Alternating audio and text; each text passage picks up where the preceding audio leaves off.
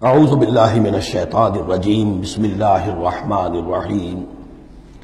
اس کے بعد 8 احکام آ رہے ہیں مسلمان معاشرے کو مضبوط اور مربوط رکھنے کے لیے، اس لیے کہ اقامت دین کی جد و جہد، غلبہ دین کی جد و جہد، اگر یہ جماعت مضبوط نہیں ہے، مستحکم نہیں ہے، مربوط نہیں ہے تو ظاہر بات ہے جد و جہد کمزور ہوگی۔ اور اس کے اندر رکھنے کہاں سے پیدا ہو سکتے ہیں؟ 2 بڑے حکم اور 6 چھوٹے حکم۔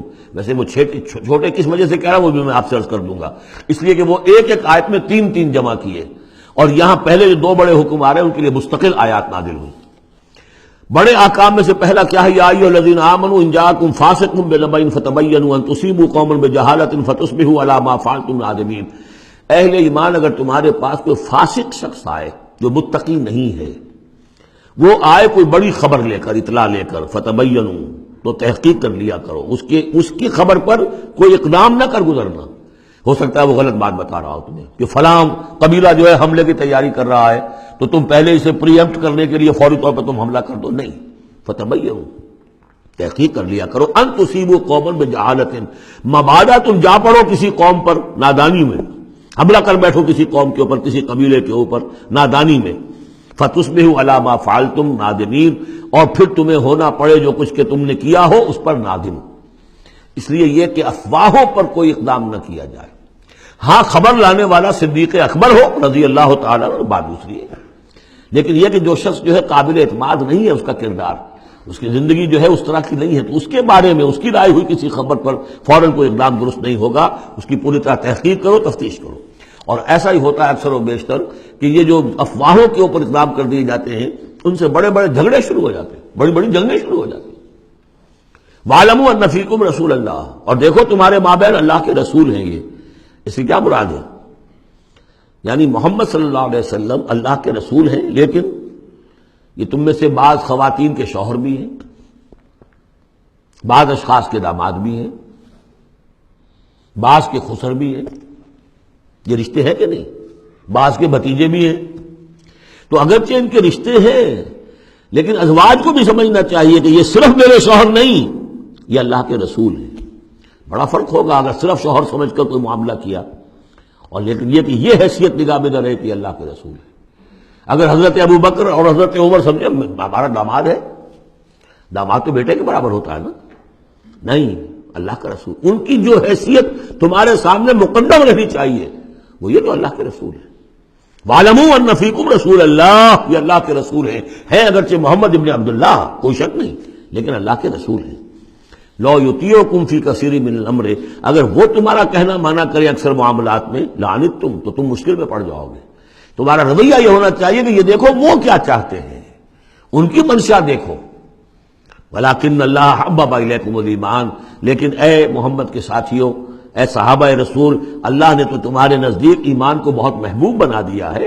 وَزَيَّنَهُ فِي قُلُوبِكُمْ، اسے تمہارے قلوب کے اندر کھبا دیا ہے۔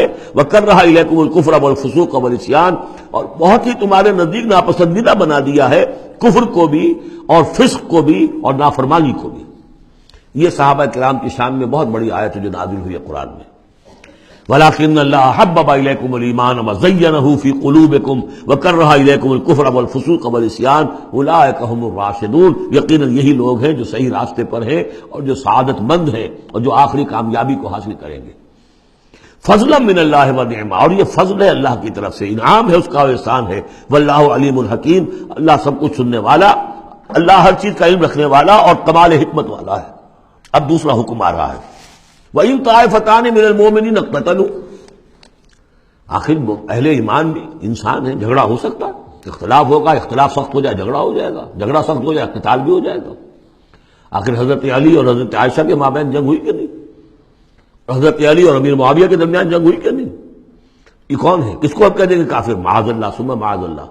تو فرمایا وَإِن طَائِفَتَانِ مِنَ الْمُؤْمِنِينَ اقْتَتَلُوا، اگر اہل ایمان میں سے 2 گروہ لڑ پڑے، فَأَصْلِحُوا بَيْنَهُمَا، تو اب عام معاشرے کو یہ سمجھنا چاہیے، سب لوگوں کو، کہ وہ یہ نہ سمجھے کہ ہم سے کیا ہے، آپس میں نبٹ لیں، نہیں، ان کے درمیان صلح کراؤ، تمہارا فرض ہے، یہ اجتماعی فریضہ ہے، صلح کراؤ۔ فَأَصْلِحُوا بَيْنَهُمَا، انڈیفرنس ہمیں کیا تعلق؟ غلط، اس لیے کہ یہ جو رکھنا پڑ رہا ہے یہ اسلامی معاشرے کا رکھنا مسلمانوں کی مجموعی قوت کو کمزور کرنے کا سبب بنے گا، اور مسلمانوں کی قوت کمزور ہوتی ہے تو اللہ کے دین کے غلبے کی جدوجہد کمزور پڑ رہی ہے۔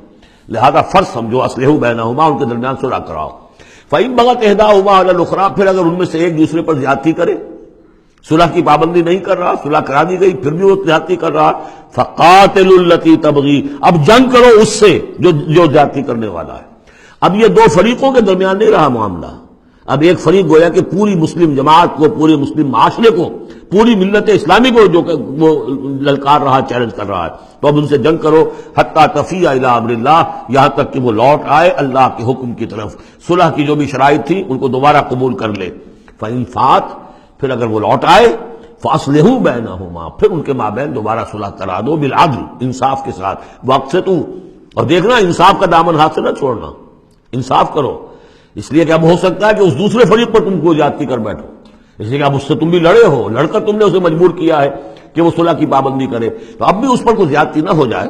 واقسطوا ان اللہ یحب المقسطین، اللہ تعالیٰ انصاف کرنے والوں کو محبوب رکھتا ہے۔ یہ تو دو بڑے بڑے حکم ہو گئے۔ اب ایک آیت میں 3 حکم اور دوسری میں پھر 3 حکم، یہ چھوٹے چھوٹے انفرادی سطح کے اوپر یا برادریوں کی سطح کے اوپر یا جماعتوں کے اندر جس طرح کے بڑے بڑے چیزیں پیدا ہو جاتی ہیں، بعض چیزیں معمولی نظر آتی ہیں لیکن اس سے دلوں کے اندر زخم پڑ جاتے ہیں۔ انما المؤمنون اخوة فاصلحوا بین اخویکم، یہ تو اسی کے ساتھ آ گئی۔ یقیناً تمام اہل ایمان جو ہے وہ آپس میں بھائی بھائی ہیں، بس اپنے دو بھائیوں کے درمیان صلح کرا دیا کرو، واتقوا اللہ، اللہ کا تقوی اختیار کرو، لعلکم ترحمون، تاکہ تم پر رحم کیا جائے۔ صدق اللہ العظیم۔